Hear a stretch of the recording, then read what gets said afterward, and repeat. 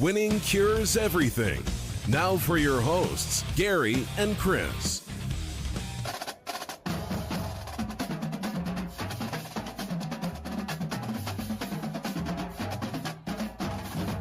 Welcome in, Winning Cures Everything. It is the Monday, May 2nd edition of the show. I'm Gary. And I'm Chris. And, of course, we did have the NFL draft over the weekend. I went out to the Beale Street Music Festival. Chris, you sat on the back porch on Friday night and watched a comedy special, if I'm not mistaken. Is that right? I did. Who is the guy? It's a comedian that you love. I don't know that he's super well known, though, right? No, he's, I don't know how well known he is. His name is Joe List. He is just my type of comedy. It's just silly, goofy. It's not intellectual. It's not political. It is just silly and goofy and funny. And he's one of my favorite guys. He does a podcast with a guy named Mark Norman that I listen to kind of religiously. And they don't cover anything. They don't cover news. They don't cover top. They just sit around and make. I'm not exaggerating. They're going to say the word queef like 19 times. Like, they're just silly, dumb, raunchy humor, and that's all I want in my life right now. Between work and, like, how divided politics makes everything in our world, and even, like, the intensity that sports takes. Yes. Football season dominates our lives, my life especially. Oh, yeah. I'm not going to speak for you. I'm assuming it dominates yours. Oh, most certainly. When it's not on, I love baseball. I watch the basketball playoffs and get into a few teams here or there. I really enjoy hockey. I just can't do it that intensely. And all I want is somebody to make me laugh. That is the way that I want to cut loose, relax. It's just I want to be silly and funny and laugh. I can totally understand that. I will tell you this. I have gotten... And Joe List will do it. Yeah, Joe List. Yeah, Joe List is the guy's name. And yeah, like Bert Kreischer, Tom Segura, all that kind of stuff. Like, those guys make me giggle like comedians have never done for me in the past. Really, like, there's really good comedians that I've watched over the years, but those guys, I mean, I will listen to anything that they are on, and it always cracks me up. Music has done that for me. Like, anytime we are not in season for football, that is my thing. Like, I have gotten back into it now that the pandemic is fingers crossed for the most part past us. And I got to go out to Beale Street Music Festival on Friday night and really enjoyed myself. I mean, I've got to see a band from Canada called the Glorious Sons. I saw a band from, I think they're from California. I think they're called Dirty Honey, but it's like blues, like old school classic rock kind of stuff. It is really good stuff. And then Sammy Hagar closed out on Friday night. And I'm an old school Van Hagar fan, so I've been listening to him for, as long as I can remember. So, yeah, I thoroughly enjoyed myself. It was nice to go out, drink some cool snacks and just kind of not have to worry about all of the other crap that's going on. Right? It's just nice to get away every now and then.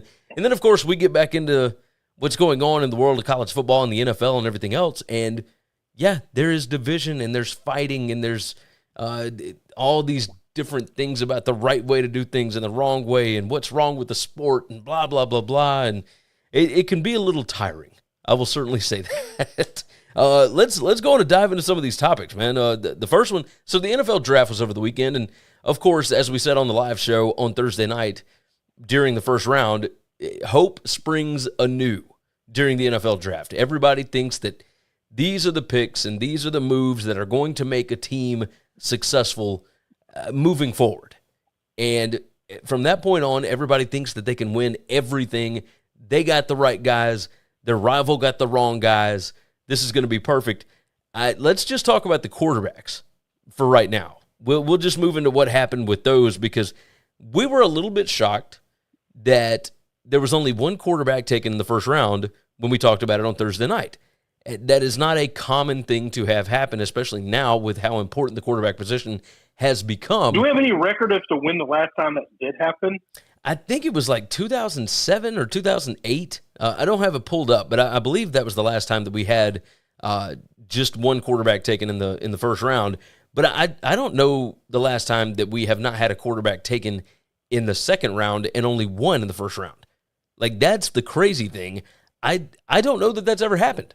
Like I'm sure in like the 70s at some point, maybe, but that's the big surprise from this is, Kenny Pickett goes number 20 to the Steelers, and then none of the other guys get drafted in the second round at all. Now, obviously, on Friday, you've got the second round and the third round, so you did have guys that went in the third round, but I was shocked. You had 3 guys picked in the third round.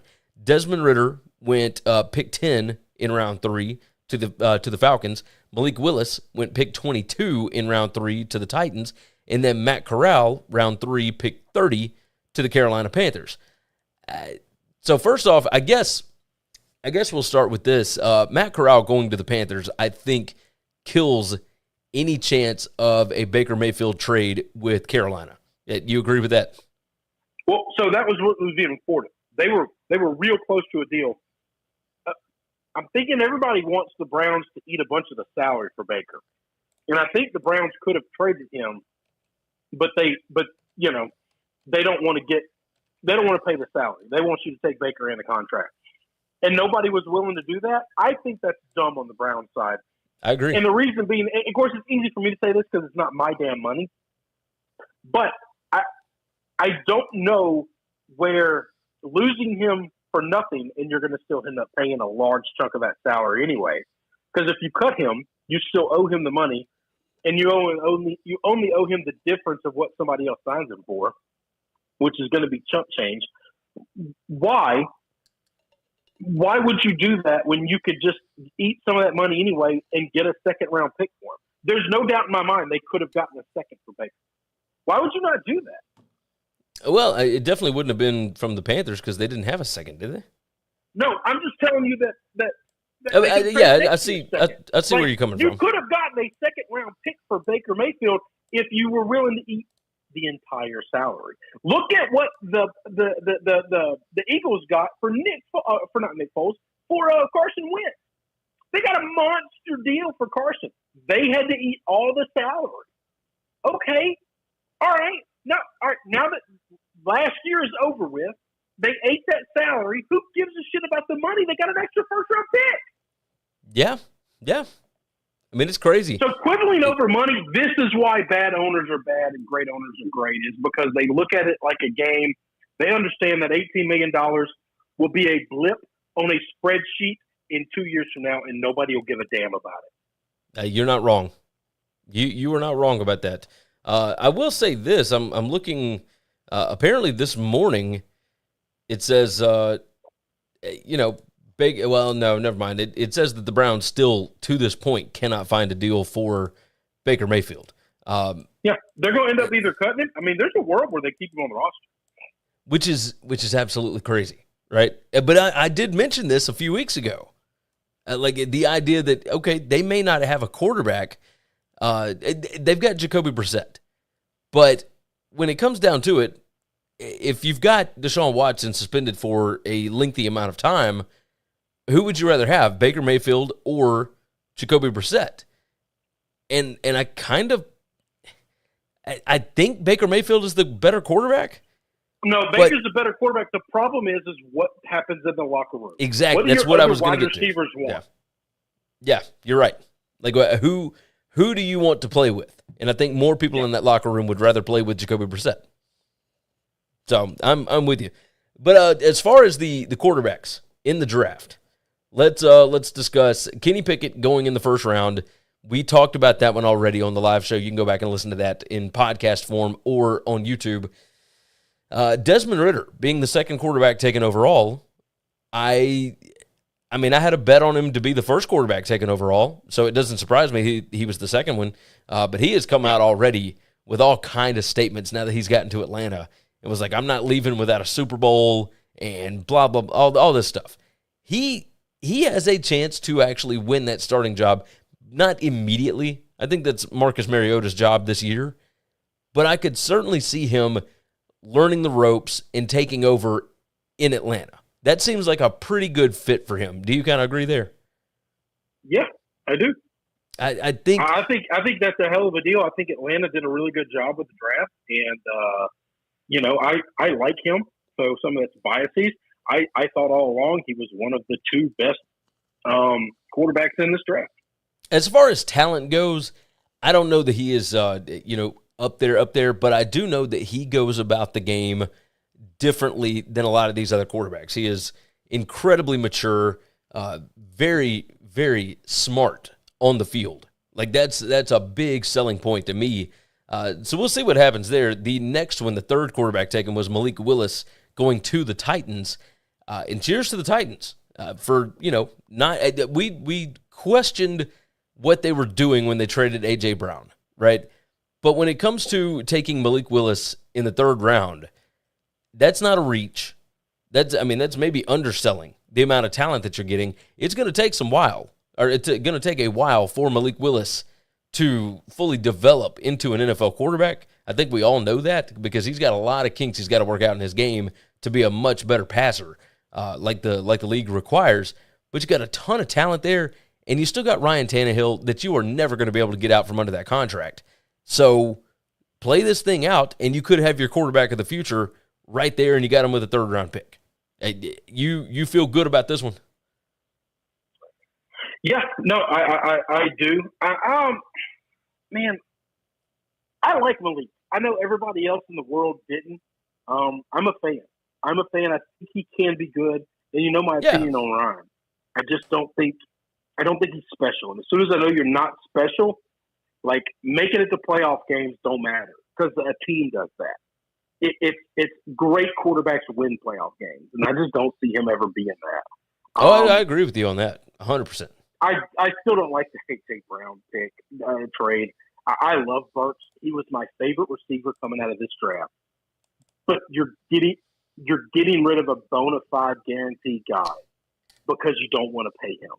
Well, what the hell are you going to do if Burks pans out in 3 years? Just not pay him either and trade him away? So let's talk about the wide receivers. Keep doing this? Let's talk about that. The idea that Tennessee ran with on this was we don't have to pay these, big-time wide receivers. Their thought process is, from what we've seen in the draft over the last, couple of years, we can draft playmakers very easily because there are so many of them. There have been so many wide receivers that have come out that have been NFL ready right off the bat. I mean, Jamar Chase is the best example. Justin Jefferson as well. Now, I don't think that they're all made like that. So this might be a bit of a miscalculation by the Titans, but their thought process here is we can go get somebody that does what A.J. Brown does. I don't know that I agree with it, but I think that that's what the Titans and some of these other teams are starting to do. This is the problem with that logic. You named off two guys that came in the league, absolute 100% pro ready to wreck the league, right? Yes. There were like 19 receivers drafted in the first two rounds of the last two drafts. All right? Two of them, and that's a gross miscalculation. There were about 5 guys that were drafted in that window of time in the first round that were great.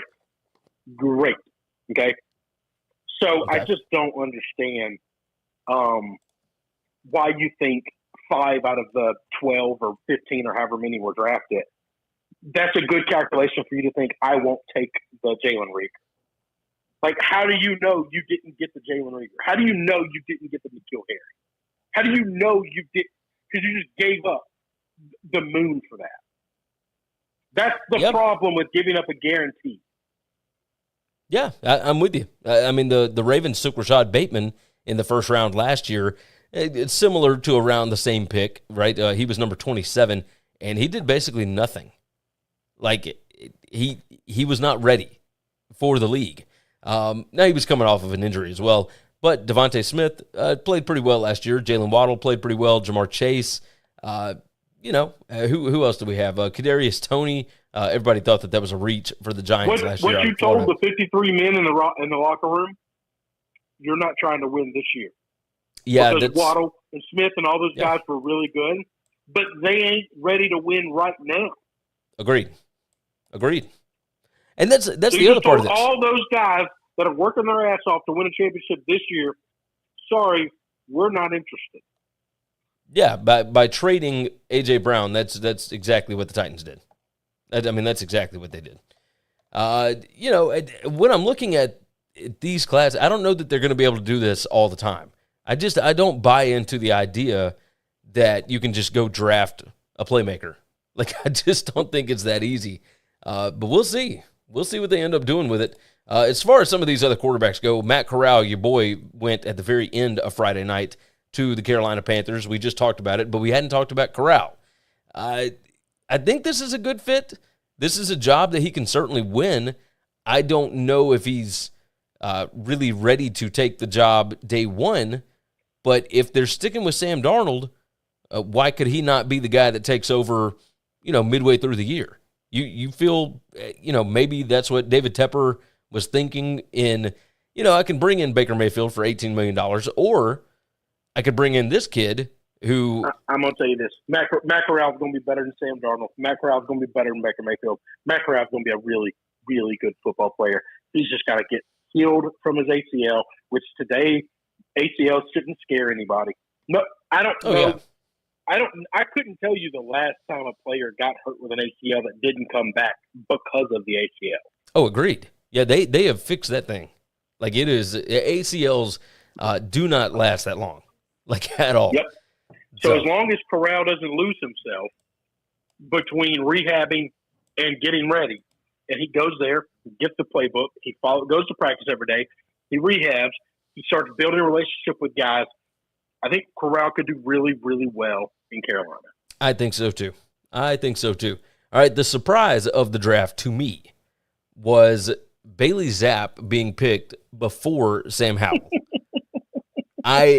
Sam Howell, he does have the whole, he's only an actual true junior. He's only been playing for 3 years now. So that certainly plays, maybe to help him because he'll have a longer career. But Howell went round 5, pick 1. Bailey Zapp went round 4, pick 32. Howell goes to the Commanders, and Zapp goes to the New England Patriots. Now, first off, I will say this. We've talked about this in the past. I don't know that the Patriots drafting somebody necessarily means that they think this one player is better, or that the rest of the league believes this, because I don't know how much I trust the Patriots when it comes to drafting. But the fact that he went before Sam Howell was a bit of a shock. What did you think about the Patriots taking a quarterback here? Them taking a quarterback a year after having drafted a quarterback who seems to be your future is a little weird. Very much so. Considering how many holes I think the Pats have when it comes to depth and other needs that they could have addressed. This might mean they want to move on from Brian Hoyer. It's very possible. Yeah. Kind of the grown up in the room to be the backup, but maybe they're saying, no, we need a real legit backup. We don't want to spend a lot for him.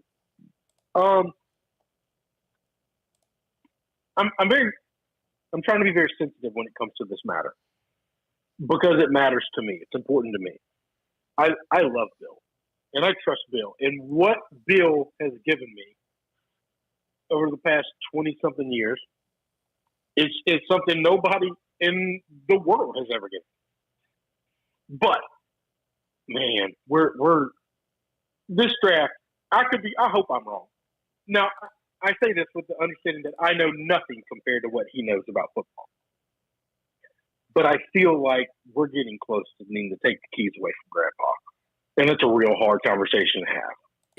Here, let me read through. I don't know how he's building the football team. I don't understand. That's what I was. Yeah, that's exactly what I was thinking. For the last decade, I never questioned it. I did crack up because I was keeping up with the draft on Friday night when I was at the Bill Street Music Fest, and when I saw that the Patriots drafted a wide receiver, Tyquan Thornton, out of Baylor, which the prospect grade that NFL's Next Gen Stats gives him says average backup or special teamer.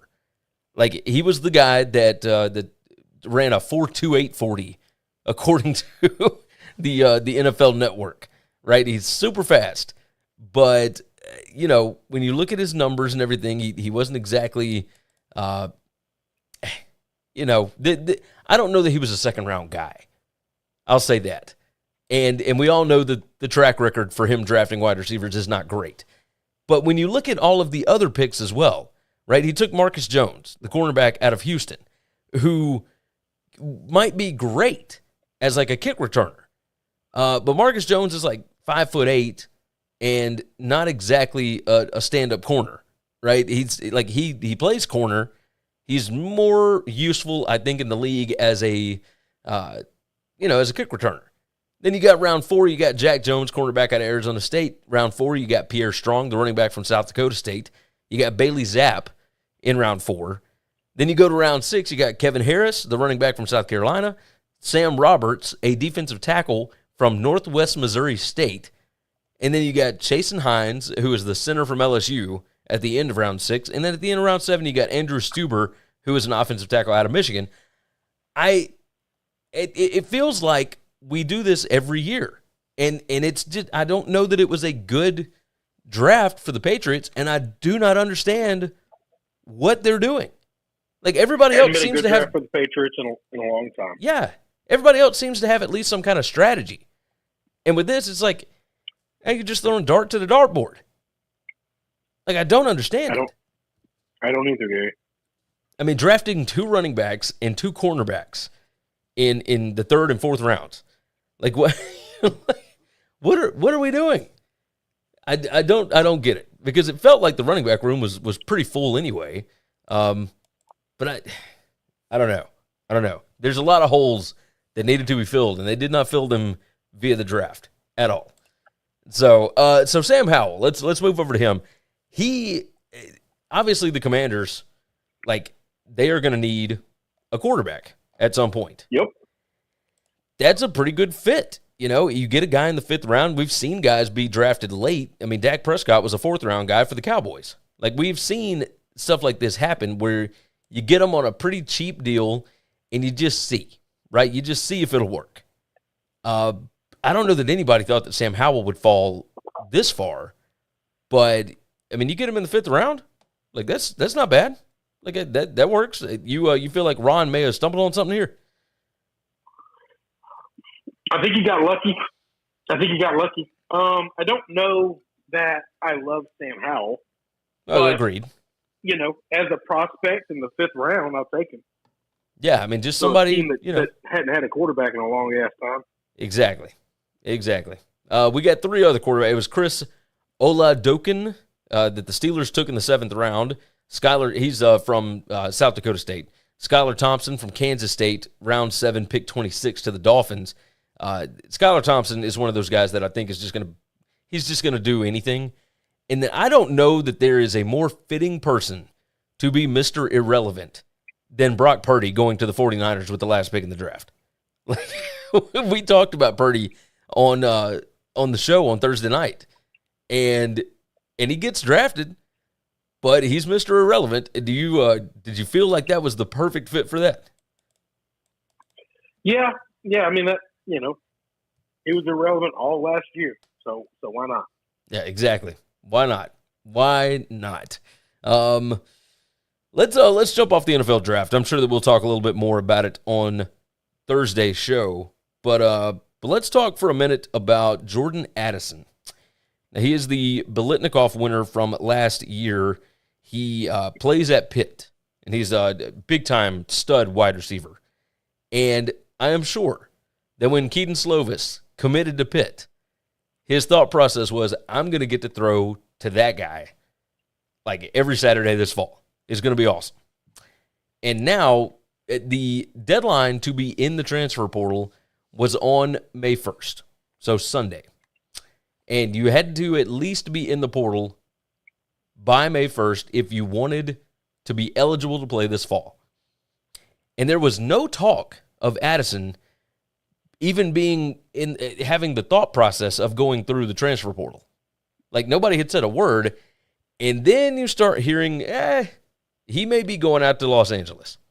He may be hearing from some people. And then you start getting numbers thrown around, like USC boosters willing to pay him $3 million to come out and play at USC for his last college season.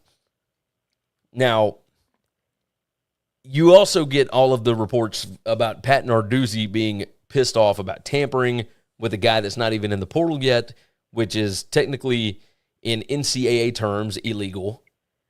And there's a lot of people that are really, really fired up about this, really upset at the idea that a kid might have been tampered with. And I got to tell you, it does not bother me that much because I don't think that this is the only instance. What surprised me was Pat Narduzzi coming out big time against Lincoln Riley, right? That's what surprised me is you're going to tell me that Pat Narduzzi, or at least people around the program, because I don't think it was Lincoln Riley that reached out. I think it was, third-party guys that reached out. Hey, Jordan, if you wanted to come out to L.A., play at USC, we might be able to make some NIL deals. That's insane. That's insane. The king of the transfer portal. You think Lincoln didn't make a phone call, didn't try to recruit the kid? You're insane. I think that Lincoln might have called somebody else. In a fairy tale land. Even if it was Lincoln Riley, I don't think that's like a weird incident. I think that this happens everywhere. Like, do you kind of feel the same way? So no. All right. So here's my thought process because I have a completely different feeling on this. Okay. I'm extremely pro transfer whenever the fuck you want. Okay. Yeah. All right. Now, if we're going to put windows on it and say you need to be in the transfer portal by this time or whatever, that's fine. But that's it. Like you can transfer to any school. They can't block 67 schools. They can't do any of this shit. So transfer whenever you like, as long as you're within the rules of the transfer. Okay? I'm okay with that. Make as much money as you want to make, and the schools and the NCAA can't say boo about it. All right? I wish they could get money from anybody they want because they're old enough to smoke weed. They're just not old enough to sponsor it. That's bullshit. All right? Yeah, some of these I guys agree. are old enough to drink a beer, but they're not old enough to sponsor it. That's bullshit. Or tobacco? No, that's all bullshit. Okay? All those products aren't good, but I am very much capitalist, believe that these kids should be able to make money however the hell they want, and everybody stay out of business. Now, if we're going to have rules and we're going to have parameters, then by God, I want those fucking rules followed, okay? And if you're not in the transfer portal and somebody is offering you money at another school somewhere else, then that school offering that shit needs to get hammered down because this is what happened to all the years of dark money. All I wanted were all of these things to be put in place. Just out in the open. Because I was sick of the dark money. I was sick of the bag men. I want to take all the bag men in the woods and put a bullet in their fucking head. Okay? So it all brought it to light. But if we're just going to go back in the dark and allow things to happen in the dark still, then what have I told you in the past? I'll let you do all of these things in the front. But if we catch you cheating, if we catch a bag man dropping $100,000 of cash off to somebody extra on top of the things that went along, I want that school to get the death penalty. I want them to not be able to play football for 2 years. I want that coach fired and never to coach again. Okay? Because that's the only way you can entice these coaches and these programs to follow the rules. If you scare the shit out of them. You make the punishment so bad that nobody would ever conceive of breaking the rules. Nobody. So I want all good for the kids, but I want these programs to understand, because we're allowing you to go ape shit, if you step out of the line of ape shit, then you are done. So how do you go about that? Right? Like, what do you mean, how do you go about that? You start filing paper trails. You start getting phone records. You start finding information because none of this shit is done in person. Okay, so do you know how many different communications happen between California and Pittsburgh? Probably not that. Well, although with Keaton Slovis, we can find those things. Like with Keaton Slovis being over at Pitt now, I would imagine. But that's the thing that gets me is it was already widely known that he was going to go to Pitt. Keaton Slovis was going to go to Pitt before he ever entered the transfer portal. So, I'm sure that before he entered the transfer portal, he probably talked to some of the coaches out there to make sure that they had a spot for him and whatever else. Like, if the kid reaches out, like, is that considered tampering? No, because kids can do anything they want. It's weird. It's a weird thing. No. Like, you're underemployment, right? you have a contract with your employer, right? Yeah. I'm saying first, I don't know if you actually have a contract or not, but I used to have a contract with my old employer. No, I do. I've got 2 contracts. Okay. I could go call anybody in the country that I wanted. Now, if another company wanted to hire me, they would have had to negotiate some type of compensation with my company on top of. There would have been a negotiation between the new company that I want to go work for and the old company. But that new company cannot call me legally. Okay? Gotcha. You understand how that works? Okay. The individual always has rights over the organization. Always and forever. It'll never change. It never should change. So, yes, these players can call these other places to see, are you interested in me? And if they say, yes, we're interested, then they then have to bring themselves into the transfer portal at the appropriate time. And then the process happens, whatever happens. Now it comes into light and all this stuff happens. But if these schools are going to start enticing kids before they ever hit the transfer portal, then we got a problem. We got a big, big problem.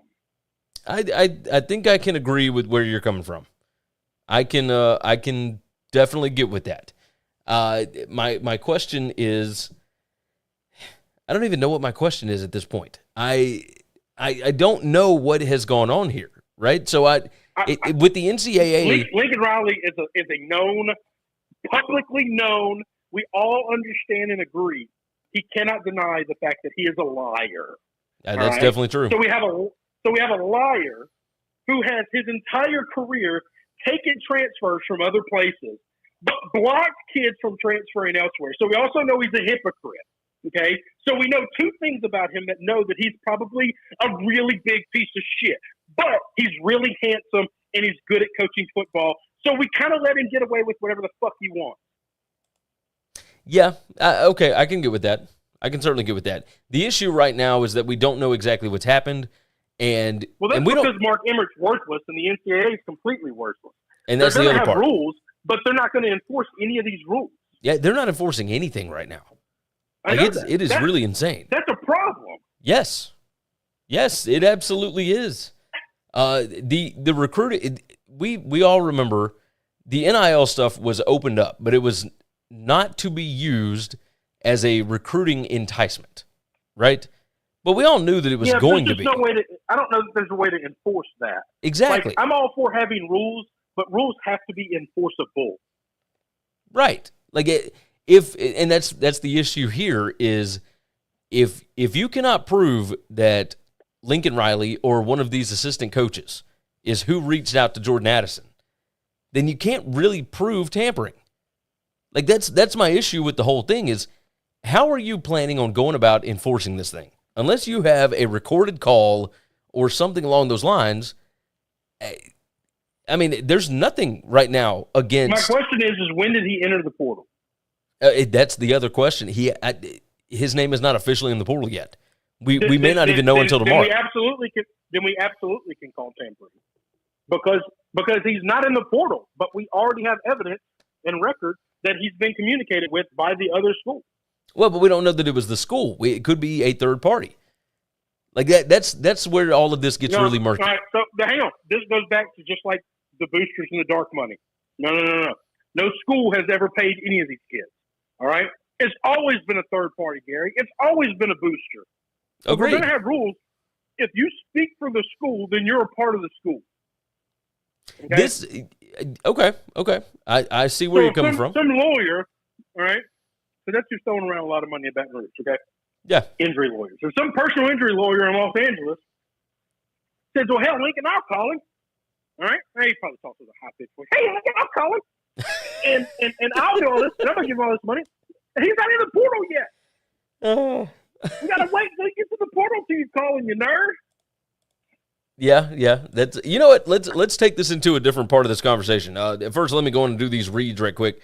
Podcasts. Make sure that you are downloading, subscribe to, all that good stuff. The Winning Cures Everything podcast. If you're listening to it or watching it right now, we certainly appreciate you.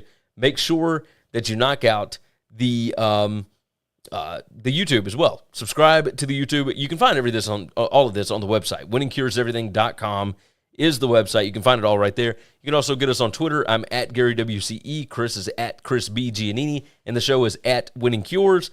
Also, you want to see more of my smiling mug, you can do so at BetUSTV.com. Went 8-2 in my NFL draft picks last week. And along with that, this week, we're talking Kentucky Derby. So we'll have that video up on Wednesday. So you can go ahead and check that out as well. Chris, this leads us into more NIL discussion, and this has to do with college basketball, but it all kind of ties in together, right? Miami basketball guard Isaiah Wong threatened to transfer from Miami if his NIL rate was not raised. Now, this comes from, there's a billionaire attorney that is, I think the guy is a big-time investor or a co-founder or whatever of this thing called Life Wallet. And Life Wallet has a like $30 billion valuation. So this guy I think it might be like $100 billion. So he's worth like $30 billion himself, and he is throwing around this money. They got a transfer from Kansas State named Nigel Pack, and he was one of the top 5 transfers out in the transfer portal, and he signed with Miami, and his agent, which this all sounds really weird for it to be college basketball, but his agent announced that he was signing with Miami, and in the exact same tweet announced that he had signed a deal with Life Wallet for $800,000 over 2 years, and that was going to be his NIL compensation for going to Miami. Now, that sounds a lot like a recruiting inducement to me, and it sounds like this agent brokered this deal with a known Miami booster, and now we're still talking about the same stuff with Jordan Addison between Pitt and USC and the fact that he might be making like $3 million to play wide receiver next year. But at what point does this get... Like, I don't have a problem with kids getting paid. I don't know that any of this is sustainable. And cheers to these kids for getting the money while they can. But does it not feel just weird to have this going on? No, this is normal. This is normal. This is how every business starts, okay? This is how all new things happen, all right? They're new. People begin to find loopholes and use them for the way they weren't intended. And then the society says, we like that. We're okay with that. We can't enforce this. And the thing molds into what it becomes, okay? 10 years from now, we're not even going to know this story existed. Right? We're not even going to know any of these people matter. People are talking about all this money, these guys. Go back and look at Sam Bradford's contract. Sam Bradford made more money than any quarterback in the history of the NFL at his time of playing football. And he was never very good. That's true. And the league and the economics of the business said, what the fuck are we doing? All right, let's back it down. Let's put a cap on these things for rookies. Let's make a scale. Let's do some things a little bit different. Okay? And so the economy changed greatly after that. All right? And now you used to have guys trade out of the first round pick that were early first round guys because they couldn't afford their rookie. Do you remember that? Do you remember that? So all these big money deals of all these guys, all it's going to take is a guy like what we have in Miami. He signed a deal. Now, 1 year later, he's not happy with his deal because he sees the next guy's making more than him and he values himself more. Well, you've got some options. You can go into the NBA draft, take your chances there, or you can hop in the transfer portal. Well, if you hop in the transfer portal, you forego any future earnings that our NIL deal signed. Like that, okay, all of these things have to be laid out in contracts. You're going to see all kinds of things happen through this new economy. You're going to find people who are going to make deals with kids, and then they're not going to pay them. And we're going to all lose our fucking mind. We're going to all flip out and say, oh, my God, this one booster promised $800,000 to this kid, and then he welched on the deal. Go ask anybody who has ever ran a small business if they've ever had somebody make a commitment. The small business handles their part of it, and the person welched on the deal. It happens every day in business. Oh, yeah. Every day it happens in business. Okay? Now, it doesn't really happen to the big boys very much because our government protects them. They don't protect the little guys. And people are going to lose their minds. You know what I'm going to say? I know this sucks for that kid, but some good things come of it. A, he got a really good life lesson. B, he's going to understand the $1,000 that he has to pay for an attorney to look over all these contracts is absolutely worth every penny of it. Agreed. And C, openly, publicly humiliate the person that welched on that deal. And now other kids go into that school will know, don't do a deal with this guy unless you get the money up front. Lots of things can happen. Bad things are going to happen when you have this because we're made of people and people are assholes. We're all assholes. Okay? Yeah. So I'm not afraid of any of this. I'm not afraid. Like the kid who's coming in, the new 5-star, get your money. Okay? Is he worth $800,000 over 2 years? Probably not. But get your money anyway. All right? Kid that wants to leave because maybe last year he only got like $150,000 or whatever. Hey, I'm okay with you being upset about your deal. You can either play on it or you can leave. Yeah, if you want to go test the market, you can. If you think that you're worth more than that, yeah. Yeah, I think the majority of these deals going forward are going to be very, not incentive-based, but time-based. I think they're going to be very backloaded. This is very much a situation where you stay here for 2 years, you get $800,000. Your first year, I'm going to give you $150,000.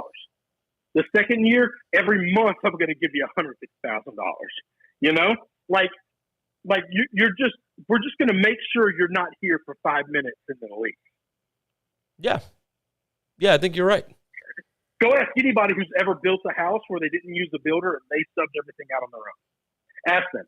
People will come in your house and they're going to say, I need 20% up front, and then I need 60% when I get to this point, and then I need 15% here, and then you got like 5 or 10% at the back end that you owe me when it's all done. Find out how hard is it to get them to finish the job when all you owe them is the last 5 or 10%. Oh, yeah. Boy, they're Johnny on the spot trying to get that first 50, 60%. Showing up every day, working their ass off. Wait until you only owe them 5 or 10% and they never show up. These NIL deals are going to be the same way. If you pay these kids up front, they're going to hop on that. They're going to take your money. They're going to hop on that transfer portal, and then they're going to get paid by somebody else. I will say this. I'm okay with all of it. The sponsors that are paying out the NIL deals are going to get screwed by these kids. The kids are going to get screwed by some of these sponsors. Everybody's going to screw somebody at some point. I'm okay with all of it because this is how it all works. This is how we get to the perfect society. Yeah, it's how you get to the market correction. Yeah. Yeah, you take a rough idea and you say, man, I can see where there's problems here, but I think we can work with all these problems. And you see how people manipulate it, and you see how people abuse it, and you say, okay, we don't like that. We're going to start chiseling away at this and making regulation here, make a rule there. Don't get too crazy. I'm not a big fan of regulation. That's because people are assholes. Most rules only come in because people like to tell other folks what to do. Hey, not because it actually benefits anybody. Let me interrupt you real quick. Do you think that maybe this is why the NCAA dragged their feet for so long on coming up with some kind of a plan for this? Well, because I know we like to bash the NCAA, but it's because they're incompetent, because they're really bad at this stuff. Yeah, no, I don't agree with it, or I don't disagree. The other 10% is because, we can't get it perfect. Everybody has a big. Let me tell you, this is a government conversation. Everybody on the planet that's involved in government right now forgoes the good because it ain't perfect all the time, and it pisses me off. Yeah. If what we have is shit, and another way of doing it could be better. But that other way's got a lot of flaws. Look at all these flaws. They don't like that. You got to try some things, man. This is why we don't fix any problems. It's because we want to solve every problem in 200 characters in a tweet or a 3-minute answer in a monologue on a debate. You just can't. Problems like healthcare are just too big. Like, no one's going to be able to answer all the questions in 5 minutes. You just can't. Yeah, it's impossible. But that's the issue. Yeah, the NCAA saw we don't know how to do this where it won't upset people. So we're just not going to do this. Well, that's the problem. Just try something. Yeah. Heaven forbid you upset the organization and you actually do something that's good for the kids for once, since your organization was founded, you dumb bastards. It was founded in order to help protect the kids that were playing, and it has. And how good are they at that, Gary? They've gone way far away from it. That's why we have a whole other organization. Another organization had to be created to do that very thing. Wow, it just blows my mind. Blows my mind. Anyway, all right, I've rambled. I've yelled and screamed a lot. I apologize. No, it's good. It's good. I mean, that's what I wanted. I will say, I mean, we did have, good gracious, 247 had Deion Sanders on, and he said, I don't think any of this stuff is tampering. He said, it's really a lot of the high school coaches that are reaching out on these universities' account. And he said that most of these college football players know where they're going before they ever enter the portal, because they want to make sure they got a spot now, because they have seen so many kids get left in the portal and not have a scholarship and whatnot. Now, I don't think Jordan Addison have ever had to worry about that. But the situation with Isaiah Wong, slightly different. He wanted more money because he saw a guy that came in that has not been a part of this program is making more than him, and he just led a team to the Elite Eight. He led a mediocre team to an Elite Eight season that was unbelievable, and he played his ass off, and he was the leader of that team. Yeah. But the question is he worth more than what they're already giving him out in the open market? And I don't think that's the case. I don't think it is. Well, he might be, because we don't really know what he's being given. We don't know what his original contract is. Hell, he might have signed that bash for $50K. Yeah, there ain't no telling. There ain't no telling. But $50K 2 years ago was life-changing, man. Oh, yeah. Oh, most certainly. Most certainly. It was before John Ruiz and all these Miami boosters were throwing around money for football. We live in a different world today than we did last week. You are not wrong about that. You are not wrong at all. I'm trying to see if we've got any kind of information. Let's move over to the NFL right quick, because we've already been at this for 47 minutes now. The Honey Badger is signing with the New Orleans Saints. He is headed back home. And first off, this is a feel-good story anyway, right? I mean, he's from Louisiana, going back down, played his college ball at LSU. That's where everybody learned about the Honey Badger. He was awesome. He's from New Orleans. I mean, he was one of those New Orleans kids. Oh, yeah. No, he was awesome. Absolutely awesome. So I don't know that here we go. Deal is now in place. 3-year, $33 million contract, includes $18 million fully guaranteed. Language still needs to be finalized. Deal signed, but Matthew is returning home to New Orleans. $33 million, pretty good. Saints defense has been pretty good for the last however many years, and obviously they've got a coaching change and everything going on this year. But, I mean, if you're the Saints, I don't know that you could have asked for anything better to make the hometown fans feel better than to bring in Honey Badger again, right? I think this is great. No, this is going over pretty big down in the Bayou.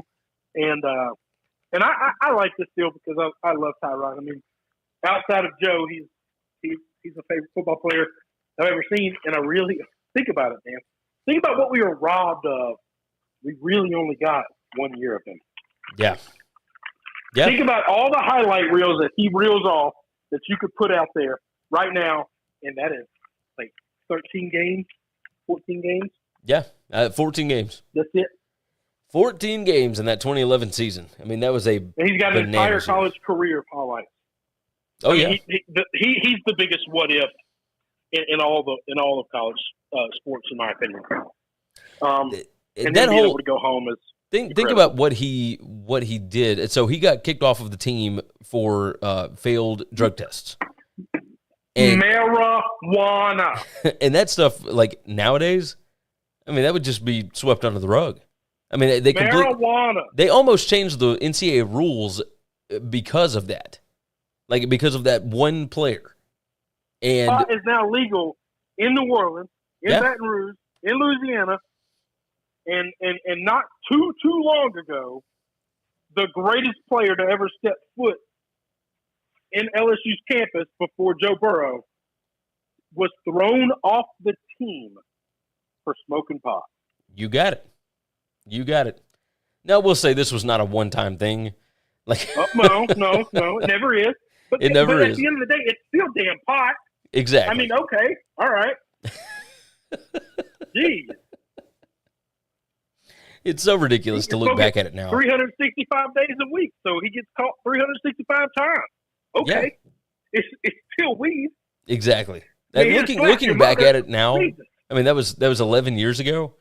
No, I guess it was 10 years ago when that went down, and 10 years seems like a lifetime with as progressive as this country has gotten when it comes to marijuana use. I mean, it's really insane. But it's also the same thing when you look at Ole Miss and everything that football program went through when it comes to like NIL now, and all this stuff is just out in the open and everybody can do whatever they want to. Like, it's so weird to look at. Hang on. Outside of that, all I hope for is we can get rid of the $100 gym shorts, okay? When that one guy supposedly like worked at a store or owns a business who sells Ole Miss apparel, and he supposedly gave away like $2,200 worth of stuff, and the guy got out of there with like 5 shirts and some like shorts. I was like, what in the heck? What are we doing? And I went and looked it up. I was like, this can't make sense. And I remember us looking that up. Basketball gym shorts were like $82. And I was like, is this some bullshit Bobo-ass gym shorts? For $82? That's when the old man came out of me. Oh, I know. I remember us looking that stuff up. I was ready to fight somebody at that time. I was more mad about that. I had you all upset, calling them cheaters, and I'm thinking, I'm mad about the $82 for some damn gym shorts. Oh, the whole thing was crazy. Just crazy. That was rebel rags. Paying $82 for gym shorts. I wanted those people to go out of business. It was crazy. I mean, you look at it now, and all that kind of stuff still costs the same. You toss a team's logo on it, and then you've got whatever the brand is. Yeah, I mean, it's going to be $82 for gym shorts. Like, it's stupid. But that's ridiculous. It is, but you and I don't buy them. Yeah. And I love my school. They ain't paying it. You know what I will pay? I'll find some kid selling some bootleg gear, and it might not be officially licensed, but it's going to be cool. He's got creativity, and I'm going to give that guy my money. There you go. You pay $20 for a T-shirt. That'll be all right. That's right. That's not too crazy. Hell, I pay $20 for $30 now. I think it's expensive, Gary. You got to get that boy his money. Look, I'm not a tight ass. Oh, my God. All right, so we were talking about LSU. Let's talk about former LSU defensive back and now current Alabama cornerback Eli Ricks. And Eli Ricks was busted last night for driving over 100 miles an hour. Reckless endangerment, I think, was one of them. And he had possession of marijuana in the car. And he was actually arrested. Now, he was arrested in Mississippi. I think he was either headed back to Louisiana or he was headed home from Louisiana to Alabama. One way or the other. But he was stopped in Mississippi. So he was actually arrested. Now, he's been let go now. It didn't, whatever. But, this is a bit of a strange situation. I do want to know, is this typical for Eli Ricks? Did any of this stuff go on at LSU? I tried to keep up with this stuff as much as I could. But also, when it comes to Alabama, we've seen stuff like this just kind of get swept under the rug before, but it became... Well, there's no doubt if he would have crossed that state line, we'd have never heard about it. And that's kind of what I was thinking. I would imagine this will eventually go away, but it's definitely not something that you like to have happen when you are heading into a season where you are the preseason number one, shortest odds to win the national title going into the 2022 season. Give me your thoughts on Eli Ricks getting arrested. So the old man in me is going to come out. Driving 100 miles an hour is not safe, man. When I was young, too, okay, I never had enough money to have a vehicle that could go 100 miles an hour. And now that I finally do, I don't want to do it because I value my life and I value the life of other people a little bit more. I have a issue with that, but that's just young, dumb, and that's nobody has a patent on that. All right, it's not because he's at Alabama that he did this. No, this is 18, 19, 20-year-olds who feel invincible, and this is what they do. And I just the old man in me wants to tell them, hey, let's chill out a little bit. All right. I got no problem with the bag of weed in the back seat. Well, no, because if he had been pulled over in Louisiana, that wouldn't even be that wouldn't be a crime. No, smoke a little bit of that and you'll slow your ass down. Okay, I'm not telling you to smoke and drive. I'm just saying he wouldn't have been going 100 miles an hour if he'd have been chiefing on the weed. Yeah, you're probably right. In the state of Mississippi, the great Magnolia state that we live in, that plant is very illegal still. Very illegal. Very, very, very, very illegal. Illegal to a point to where we passed medical marijuana in 2016. Passed it. No, 2020. Passed it by 73% population votes. Passed it. And our state legislature of Mississippi said, our citizens do not know what they are getting themselves into. And we are going to somehow make this not happen. It was the it was the Supreme Court. Bad. Yeah. The state Supreme Court, yeah. They hate pot so bad that they're willing to say 73% of the population of Mississippi do not know what they're talking about, and we're going to take this away from you yet again. Yes. So, very illegal in this state. You got to know these things if you're going to be driving around in them. It's just crazy. It's absolutely crazy. But I don't think. Look. He's never. I'll say this: if you enjoy pot, LSU was not the school for you over the last 10 years, 15 years, because they came down real. We've had several big-time players, star players, 5-star guys, transfer out, and they were not like hiding it. Who was the big defensive guy that transferred, or offensive lineman maybe, transferred out last year to Kentucky? Rosenthal. Rosenthal, and he openly said, 2 recruits coming in. You like to smoke weed? Don't go to LSU because they are going to test you. They will not cover it up, and they will suspend you. Yes. And it's dumb. It's one of the things that pisses me off the most. We fight over stupid things all the time. You were not wrong at all. I'll have a lot of people try to tell me that that's my opinion of it being dumb. And other people see pot as very dangerous. And so they are glad that it's illegal. And I tell them, your opinion is wrong. Yes, that's not an opinion. That's just wrong. The world would be a better place if they just made me the czar over everything. If I could just snap my fingers and make everything right, we would have very few problems. You got your application in for NCAA president? I don't know how to do that. I think they posted it on like Indeed or something. On Indeed? I do have a bomb-ass resume. There you go. Because I did just apply for a big boy job that I never even got a call back from. Well, there you go. Y'all put in for this one. I'm going to post to it. Do you think that me referring to the organization as a terrorist group at any point in time will come up, or what are the chances that they just didn't listen? I would imagine that they didn't listen, but if they ever took you seriously as a candidate, they'll probably comb through some of our prior shows. I'm gonna bet you're wrong on both of them. Well, I'm gonna bet you're right on the first count. I bet you're wrong on the second one. I'm gonna bet there's no chance they're gonna spend the next 32 hours or have somebody spend the next 32 hours listening to this. And if they do have someone do that, that person is going to be low wage, college age, and they're going to like me. Probably so. They're going to be like, bring this dude in. He's perfectly fine. He's never done anything wrong in his life. You might be right about that. And if you are that person right now, find me, call me. I promise you, I bet I pay better than the NCAA. You can. I bet they pay you nothing. You can find Chris on Twitter at ChrisBGNN. Yeah. My DMs are open. Some people say mean things. Some people say nice things. You can say anything you want to be. There you go. I block nobody. Oh, my God. Let's close out with this. DeAndre Hopkins. I have a question for you. Yeah. DeAndre Hopkins, do you believe that he will play more games this year than Deshaun Watson? Because he has now been suspended for 6 games for violating the NFL's performance-enhancing drug policy, league sources have told ESPN. So, man, I struggle with this because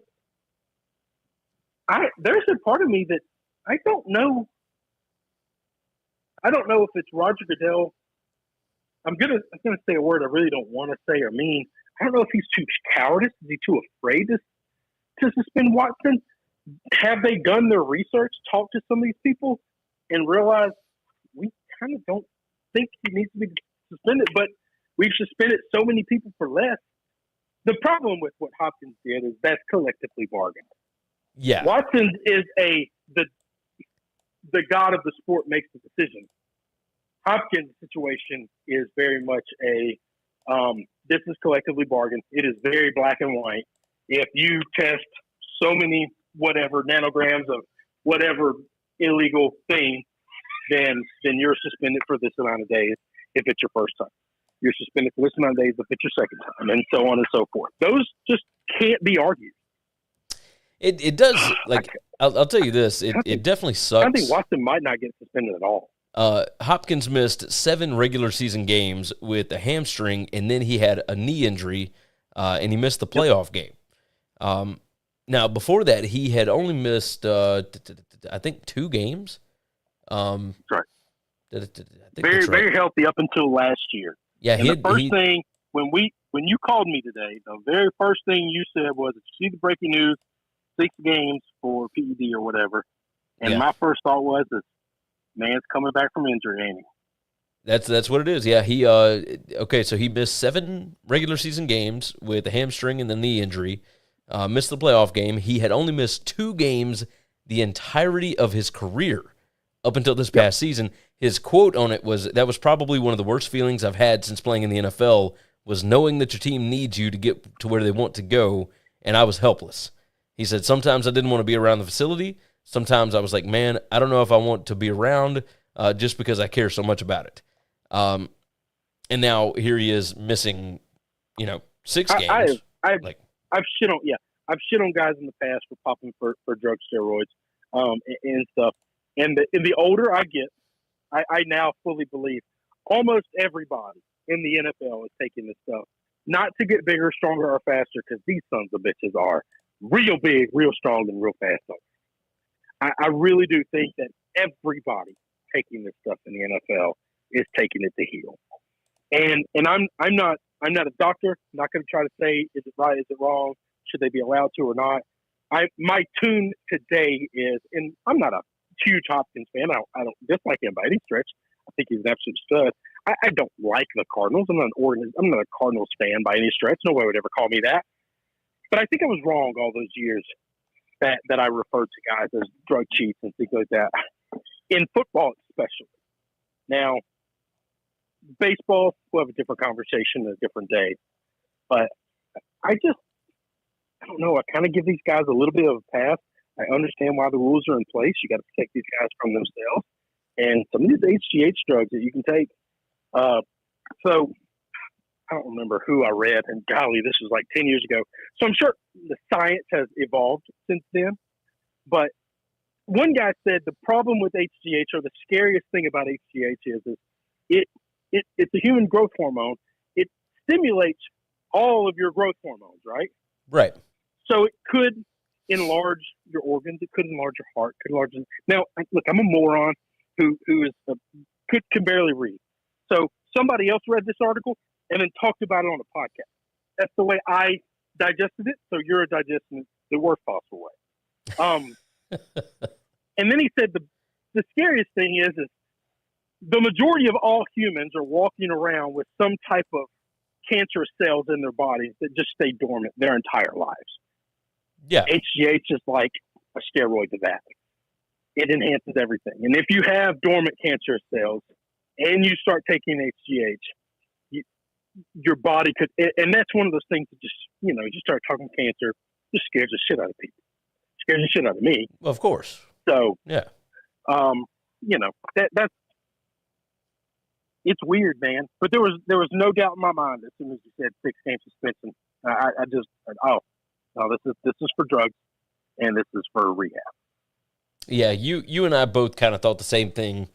I mean, it just sucks, right? Because like he had never really been in that situation, and I'm sure that somebody told him like, "Hey, you take this, and you have a better chance of healing quicker." Yeah, you can get back to doing what you want to do. You can get back to helping the team. And that's right. And instead, you aren't careful with it. You don't, do all your research and all that kind of stuff, and you get popped, and now you're out 6 games. I mean, that's it. The most he had ever missed in the season was last year, and he missed 7 games, and now he's out for 6 to start this year. I will tell you this, for a strategic standpoint, is they won all 7 of the games he started, and they lost 9 of the remaining 10. No, 9 of the remaining 11. I think they played however many it was, whatever the math works out. Well, so he only missed 7 or 8 games. So, okay. Yeah, they lost all the rest of them at the back end. I would rather him miss the 6, but because he took the drugs, he is in better shape and healthier and stronger and faster than he was before. Come back healthy, and let's win the back end. Because that's where Arizona has really struggled, is winning the back end. Yeah, you're not wrong about that. You are not wrong at all. I know he didn't want to miss any of them, but I got to miss some. Brother, ain't nobody won the Super Bowl in August or September. And most of them had won it in October. But you can sure lose that basket. You win it in November. You win it in December. You win it in January. Yes. And that's when they got to figure out how to win games. Yes, you are correct. All right. Let's go ahead and wrap this thing up. I'll go and let you go. I'll close out the show, my friend. See you, buddy. All right, be good. I'll talk to you later.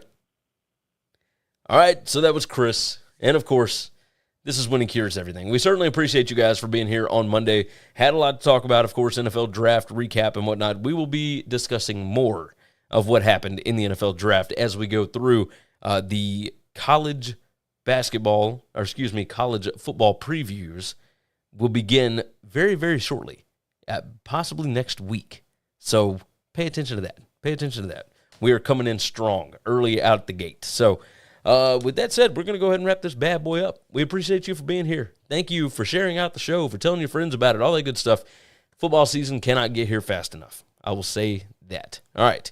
You guys have been fantastic. Subscribe where you need to subscribe. You can find everything about us over at winningcureseverything.com.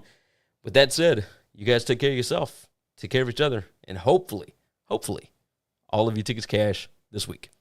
Thanks for checking out Winning Cures Everything. If you want to keep up with us, hit subscribe on YouTube or your favorite podcast app. Visit the website at winningcureseverything.com, or you can like us on Facebook or follow us at Winning Cures, at Gary WCE, or at Chris B. G.